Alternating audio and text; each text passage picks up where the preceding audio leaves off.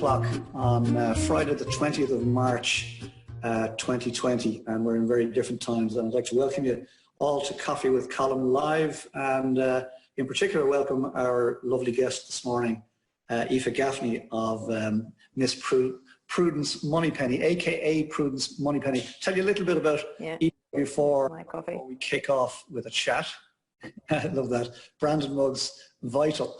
Aoife's business name is Prudence Moneypenny Coaching. What does your business do? I asked. She said, money mindset coaching, primarily for women. How long? Established several years. It depends when you start counting. Interesting response. How many employees? Me and an outsourced team. Very good. Love that. Founder and owner of Prudence Moneypenny Coaching, the only certified money coach in Ireland. Soldier's wife, 3-time best-selling author.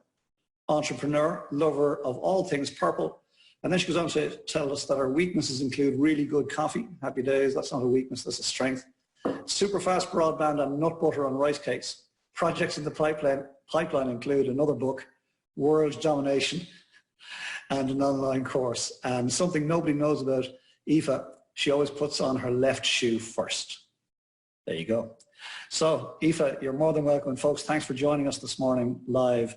Aoife Gaffney, who is Aoife Gaffney prior to and outside of Moneypenny, Prudence Moneypenny? Gosh, who am I? Well, I'm the same person I was a minute ago, and the same person I was 50 and a half years ago, but we've just changed the way I do things. So I'm a parent, I'm an author, I'm a coach, I'm a daughter, a sister. I'm still all of those things, and will continue to be all of those things. And I will still continue to run my business, but I will just do it slightly differently. So I'm still the same person I was. Great. Because I can't change. I can only change my inner world, and I can't change my outer world, but my inner world hasn't changed. Sure, but on the basis that not everybody on the call knows you at a deeper level, where you're from, family, just some basic details that you're happy to share. You get to know. Okay, so a little bit of background about me.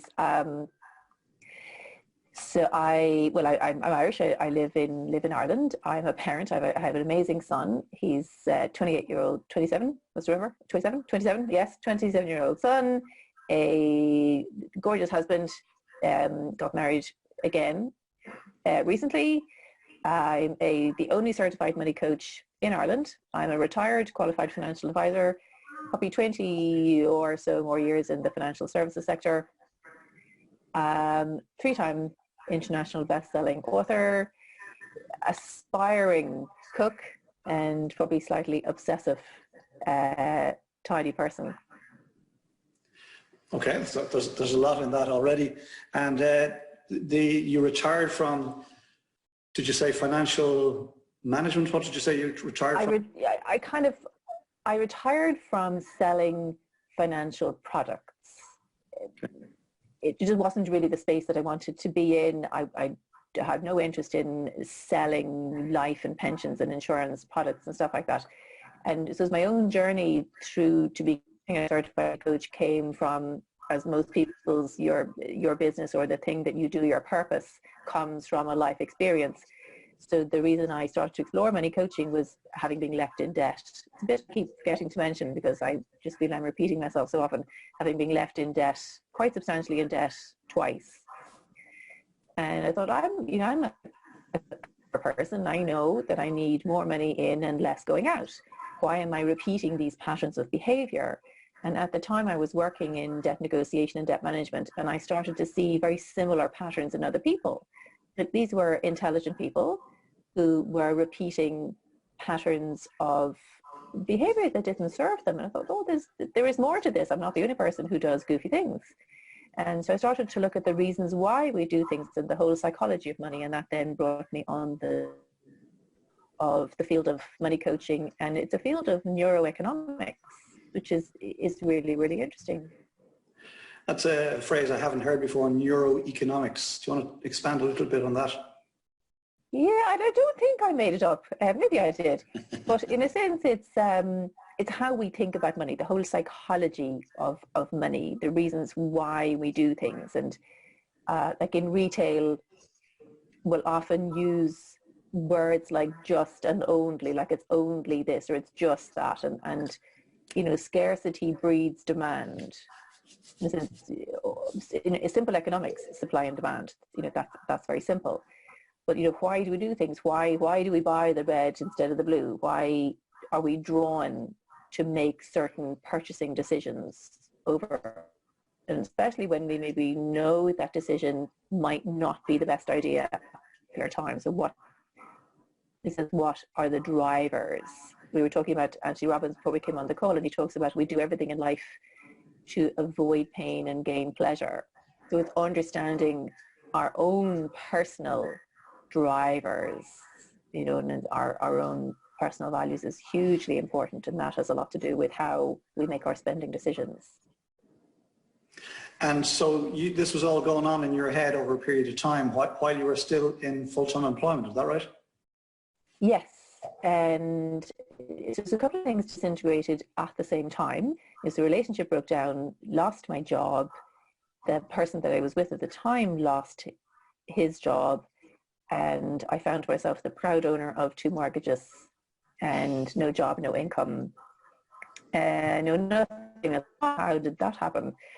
And I used to say, you know, nobody wakes up in the morning 10 stone heavier. You don't wake up in the morning totally broke. But I now have to kind of eat my words, because it actually, well, it started so that, you know, in a sense it did almost happen to me, and it has happened in the last 2 weeks. The world has got itself into a bit of a tailspin. So I'm just very conscious. I don't necessarily want to dwell on that, because it's not, you know, we know we don't need to keep talking about it. But, you know, sometimes we are gently encouraged to make a massive shift in our mindset and in our lives. And for me, it was being left, because I had to make the same mistake twice to learn from it. So it was being left in debt. Okay. And that's, if you like, is that the moment that you decided you needed to take control, and is that where Prudence Moneypenny came from? And then tell us about Prudence Moneypenny up until we fell off a cliff a couple of weeks ago, please. Yeah, I suppose Prue, where did she come from? I lacked an enormous amount of confidence. I just felt like such a failure. So everything I felt, which is different to it was a case. It was how I was perceiving things. So I felt that I was a failure as a person. I felt I was a failure as a partner, as a parent. I just felt I'd you know, failed with everything. And so then my confidence and self-esteem took a bit of a hammering. And that if I could be somebody else, who would I be? So it was almost like channeling my own superhero. So I said, if I'm going to start writing about the way I'm doing things, I'm going to start writing about the way I've been figuring out to do. What if nobody likes the writing, or what if people think it's dull, or I didn't have the confidence to write as myself. So we decided that I would write as Prudence, because being prudent is very different to being frugal. So being prudent is being very strategic. It's being smart.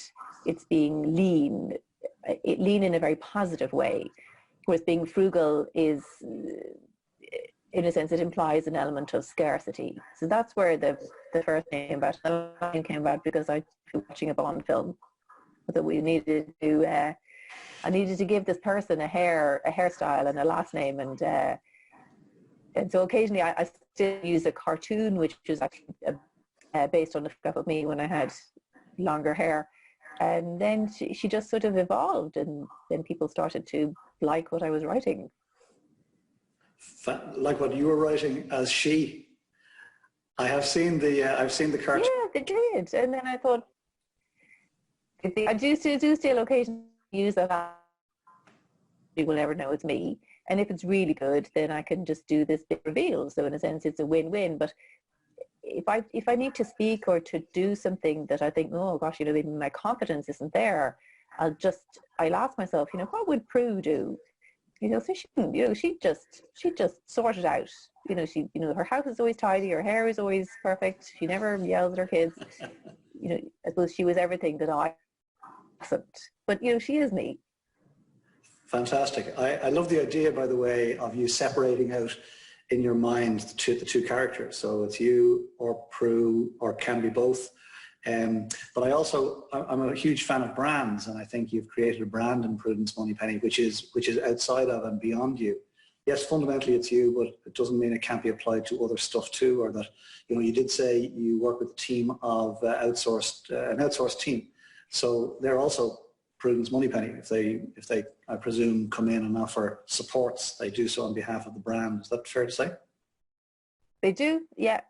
Yeah, so in a sense, it was initially supposed to be I was going to hide behind this persona, but people buy from people, and I personally would be kind of reluctant to buy something from somebody that I wasn't really sure, is this a person? On the internet, nobody knows your dog. And so then I thought, okay, maybe I need to actually reveal that there is an actual person with a personality behind this. And then it turned into a brand. And then often things just take on a life of their own, and you don't always know where something is going to go.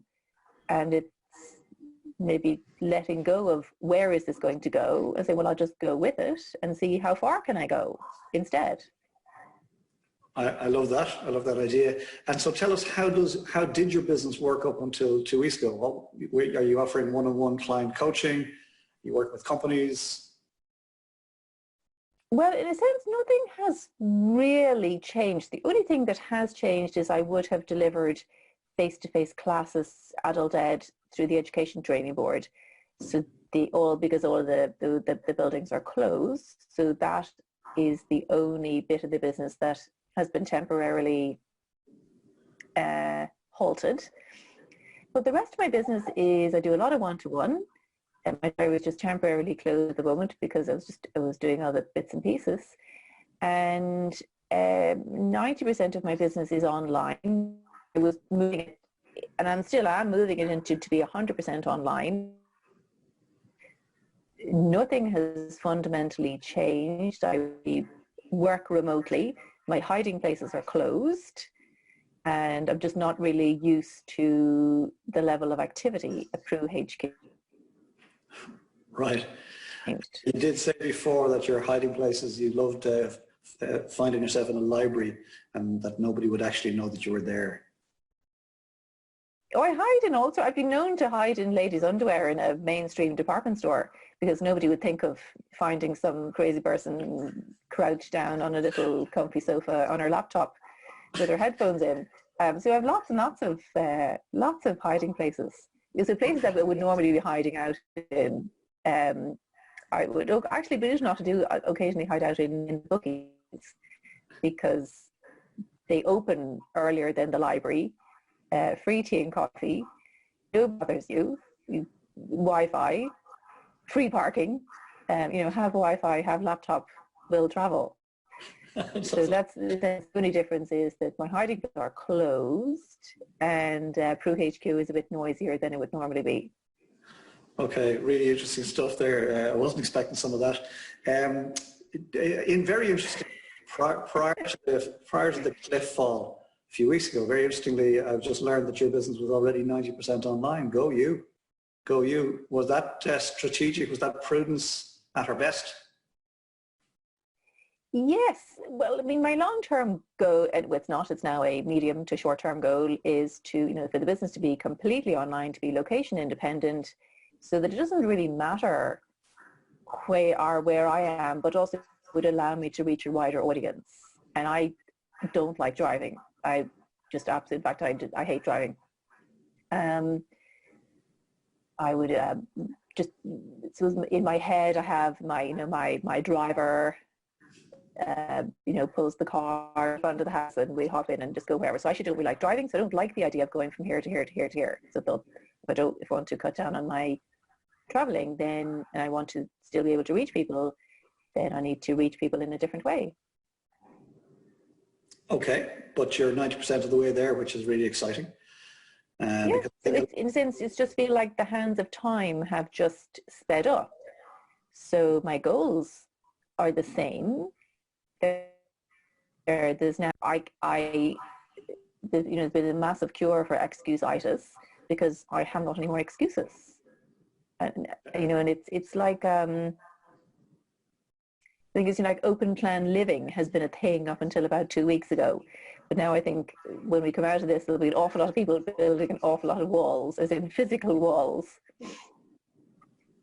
putting back up so that, we've nothing to hide behind at the moment. So there are no more excuses that I can come up with not to take my business 100% online. Okay, which is great. But I think a lot of people on the call here today on the meeting have joined us, and people who watch the recording, I think a lot of them are probably starting way back and perhaps have got to just take first steps online. Do you have any suggestion as to how anybody isn't currently online, how they might do that? I think it's be confident with yourself. If you're very, very nervous about kind of physically putting, and I mean physically putting yourself out there, like switching on the camera, then don't switch the camera on. Do a podcast, do audio. A lot of my earlier videos on YouTube, I'm hiding behind the camera, so you can see me just moving the cursor around the screen. I'm just showing somebody how to do something. Or if all of that is a little overwhelming, then write.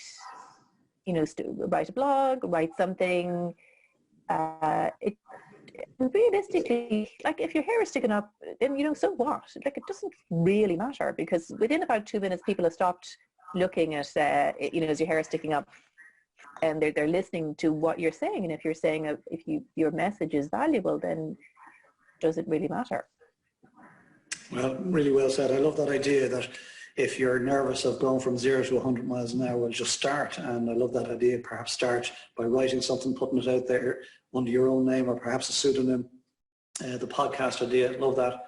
And then gradually move yourself in front of the camera, because we're in a brave new world. Or even, maybe volunteer, look for opportunities to be interviewed where somebody else is guiding, is asking you questions, which sometimes is a little bit easier than you with a big long narrative that you are convinced that nobody is listening to. So you ask somebody to interview you or to guide you through something.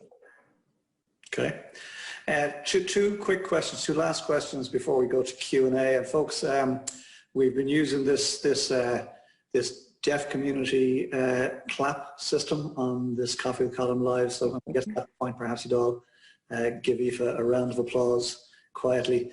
But two quick questions then, if I may. Tell us briefly about the 3 best-selling books. That's interesting. Yeah, I mentioned to have a copy of them handy, but then I'll put them in the I'll put them below the video. So the first book that hit bestseller was We Summit Together, the book project, and in that book is the first time I ever really talked about how I ended up massively in debt, and it's how I came out of that. And then I've co-authored 2 coaching books, Activate Your Life Volume 1, and because we couldn't think of another name, Activate Your Life Volume 2, which is they're very interesting books. They're available on Kindle as well as physical books, and it's coaching exercises. So whether you're a coach or a client or just anybody with at a turning point in your life, there is a coaching exercise in those books for you that you can either use on yourself, with a family member, with a client, or as a bolt-on to your existing practice, whatever it is. So all of those 3 books hit the international bestseller list. We Summit Together hit the Irish Times list, which was absolutely fantastic. And then I have other books out under Prudence Moneypenny on Kindle, and another one in the pipeline. Great. And you've left some of your social media links there so people can connect with you and get access to some of those resources. They can indeed, yeah. Happy days. What do you see for Prudence Moneypenny into the future when the veil lifts again? What do you see? How will it be different, do you think?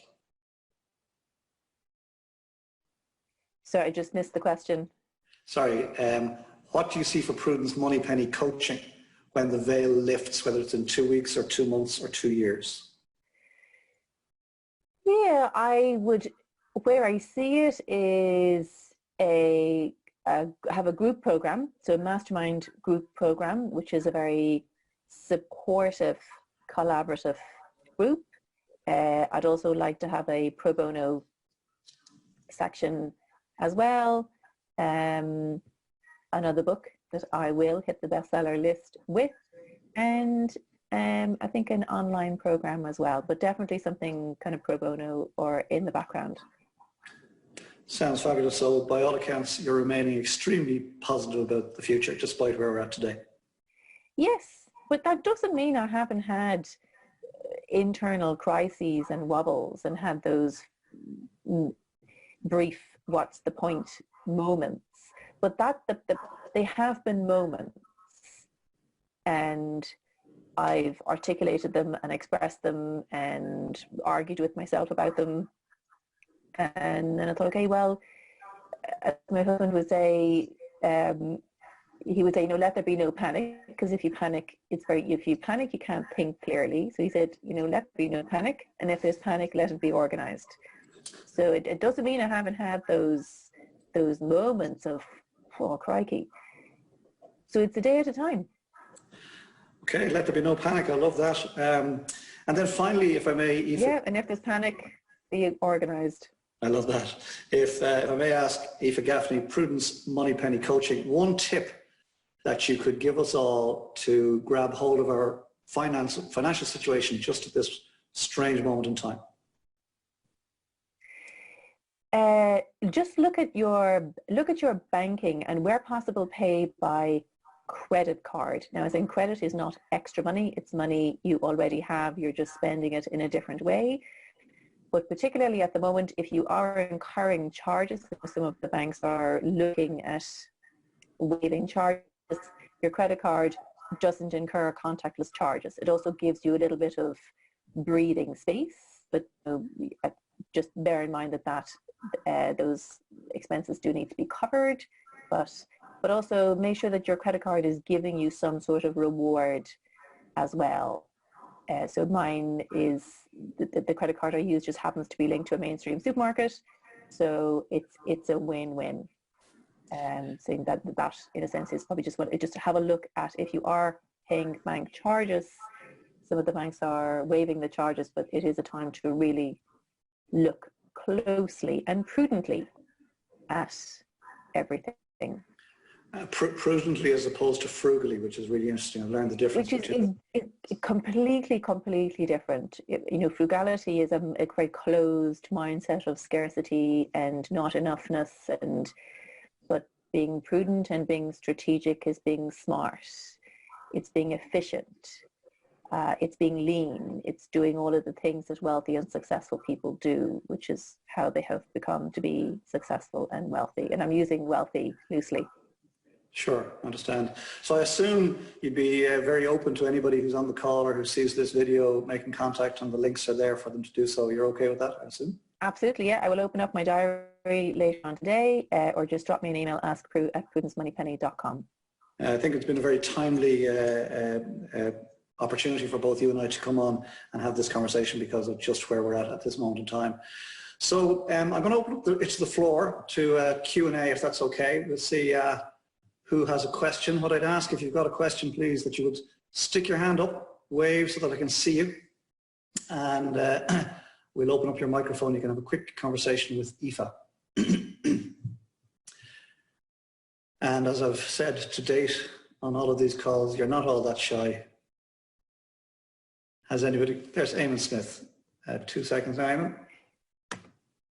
Eamon, you're live. Thanks, Colin. Aoife, thank you so much for sharing. I really appreciate it. I've actually been scribbling away here while I was listening to you. Can I ask you, like from your perspective, from your view, you talked about your internal wobbles. I think we can all relate to that, and your crisis moments and your what's the point moments, and the importance of getting back to that kind of clear, higher, space where the thoughts come up. What do you do to get you back to that space when the crisis moments, when you have your crisis wobble moments? What are your tools, or what could you suggest to bring us back to that kind of clear headspace?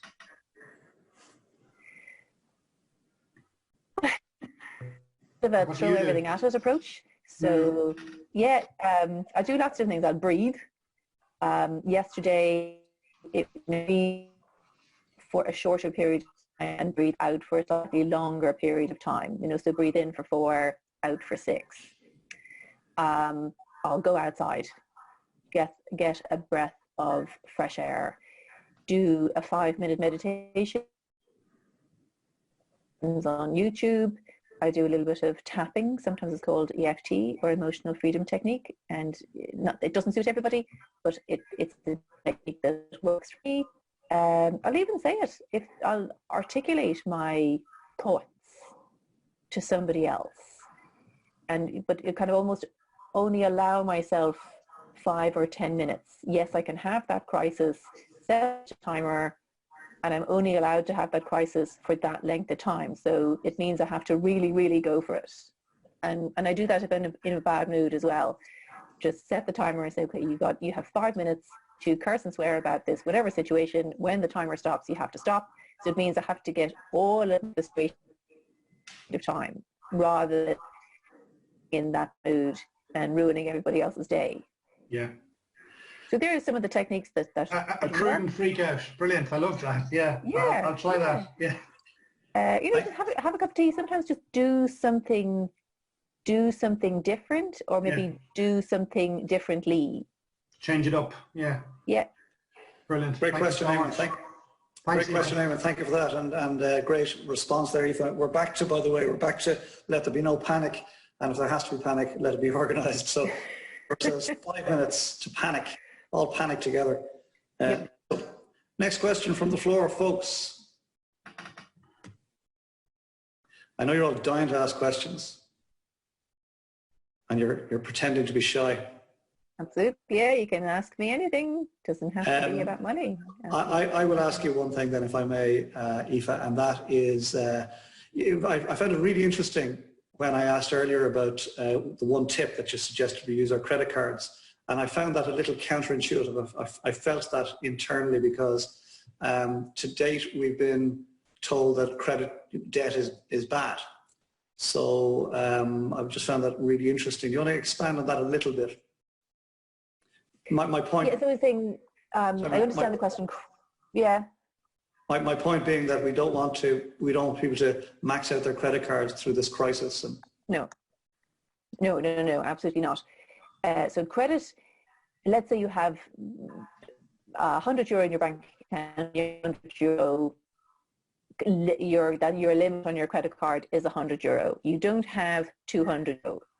You have €100 that you are just choosing to spend differently. So you're just using a different method to spend money you already have. And that's the real key to using your credit card. So if you make a purchase that costs €5 and you just happen to use your credit card, you do need to allocate that money, whether wallet, your bank account or whatever, into that fund. So let's say you buy €5 groceries, you need to allocate that money to the grocery fund. So when I say use your credit card thing, go debt or anything like that, what I'm saying is it's a free contactless payment method.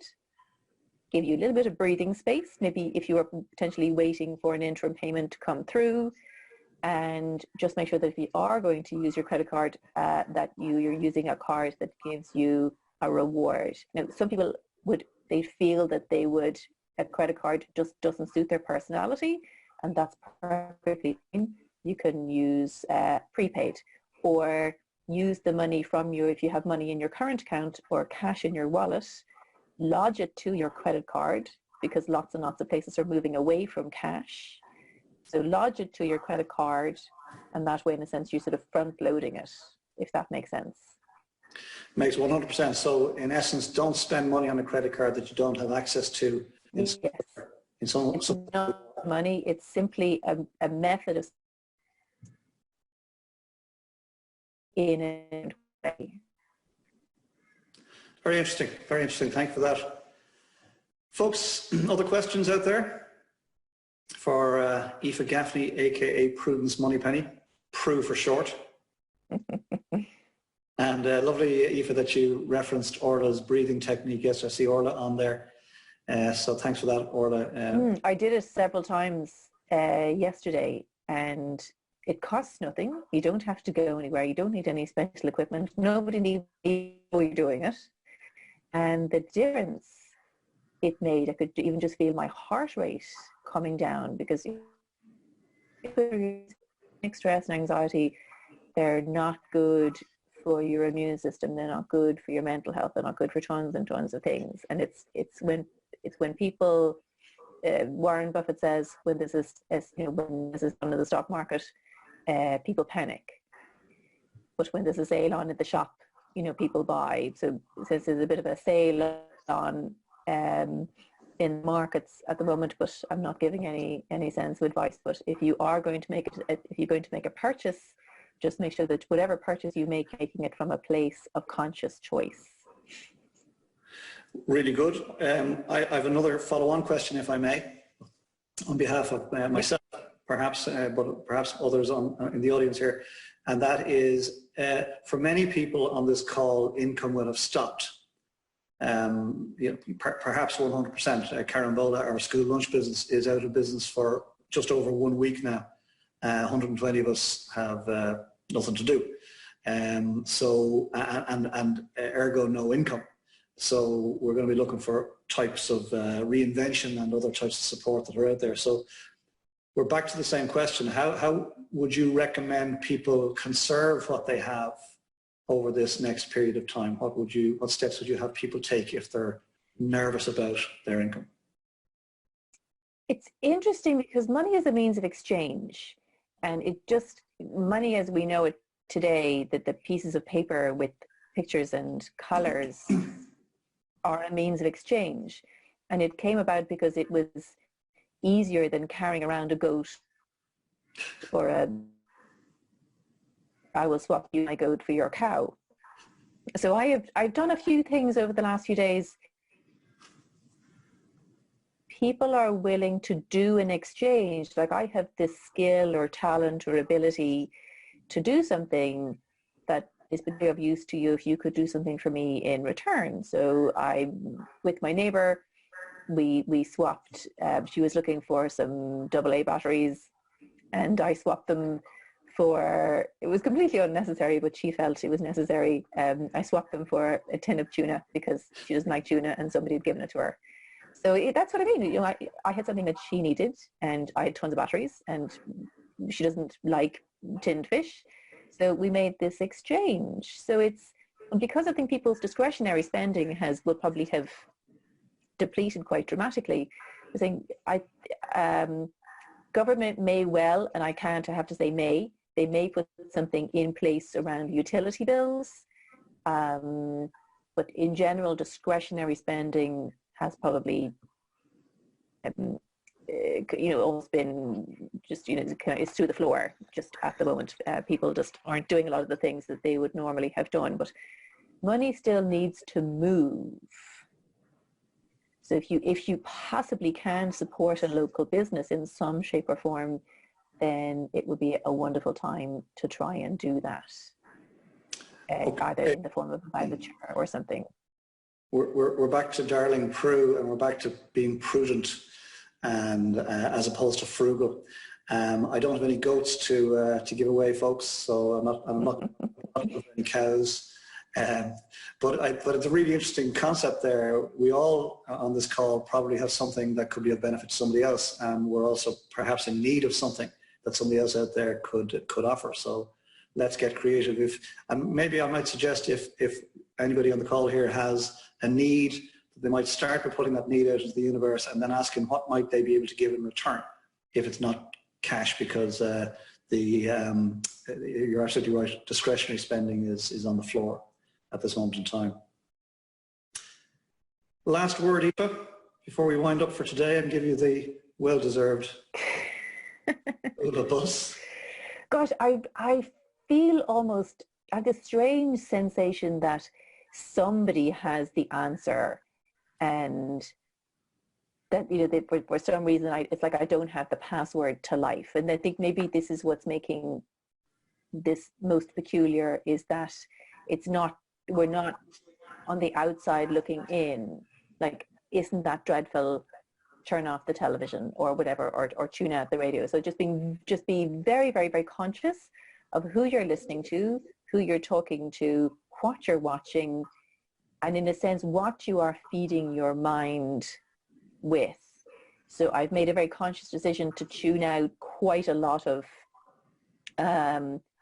channels as such, and only follow people that are just saying something useful and valuable, and are saying something other than talking about this current crisis. You know, a couple of years ago, nobody knew how to spell the word austerity, and they were chanting out, bail out the bondholders. But if you ask the question, do you actually even know who those bondholders are? So it became a bit of a mantra. And it was, or there was something else. Now, social distancing is an expression that wasn't on our radar 2 weeks ago. I like the idea of spacing. So by having space, it gives me space to grow.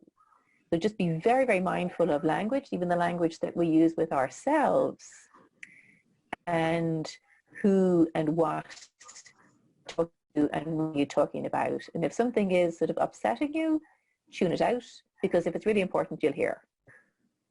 Fantastic, fantastic. Aoife Gaffney, it's been an absolute pleasure. Folks, join me please in giving Aoife a huge round of applause. Absolutely wonderful. Thank you, Aoife. Lovely to have had you on. And folks, thank you all for joining us. Thanks for having me. Pleasure, Aoife. Absolute pleasure. I'll be creating a recording out of this and putting it out in the coming hours, or perhaps the next day or so. Delighted to tell you that the series will continue next week. We're going to go every day for as long as this thing continues. And I'm looking to talk to wonderful people out there who've got something to say or something to share.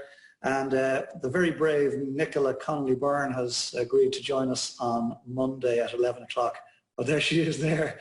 Thumbs up, Nicola. And Nicola, give us the, yeah, there you go. So Nicola Connolly-Byrne is going to join us on Monday at 11. And she said herself, she says, Colin, we'll never get this done in 20 minutes. So we'll see where that leads there. I'm not even turning your microphone on, Nick. Listen, folks, it's been an absolute pleasure. We'll see you all Monday morning. Aoife Gaffney, thank you once again. Have a great weekend, folks. Stay safe out there. We'll see you Monday. Slán.